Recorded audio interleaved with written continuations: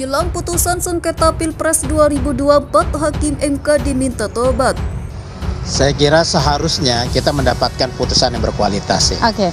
Karena perdebatan-perdebatan yang sudah terjadi bukan hanya di persidangan tapi di media ini sudah semakin berkualitas dan publik ya tadi ya ada diberitakan juga ya, publik itu tidak ada seorang sebesar ini perhatian publik terhadap persidangan Mahkamah Konstitusi.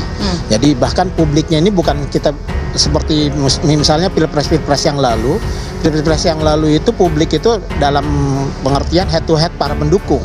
Kalau ini orang-orang yang sebenarnya secara langsung bukan konstituen atau pendukung dari calon-calon ini untuk para kandidat, tapi punya perhatian besar terhadap apa yang terjadi di Mahkamah Konstitusi. Saya kira seharusnya Mahkamah nanti harus bikin keputusan yang bisa menjawab kekhawatiran publik ini ya tentang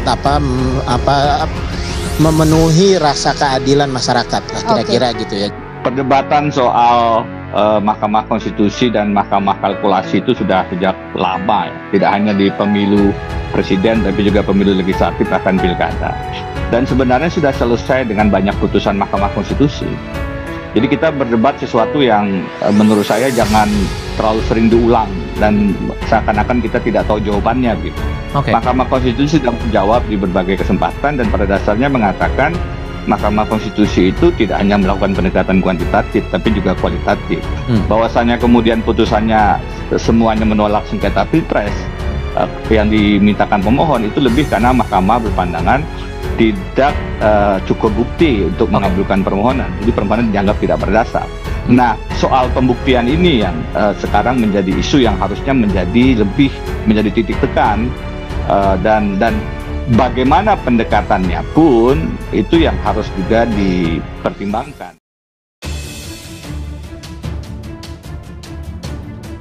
Jelang putusan sengketa Pilpres 2024, Hakim MK diminta tobat.